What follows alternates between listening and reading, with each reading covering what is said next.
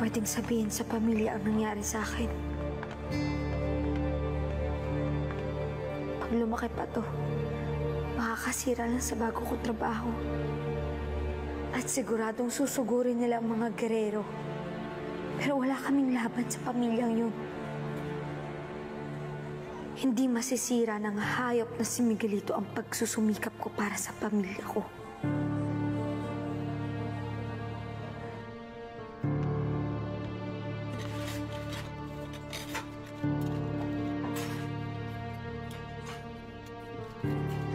Oh, ayun na pala si Fatima eh. Fatima, dito dito, saluhan mo na kami. Oh, kumusta ang unang araw sa trabaho? Hindi ka ba pinahirapan ni Jess at Lois, ha?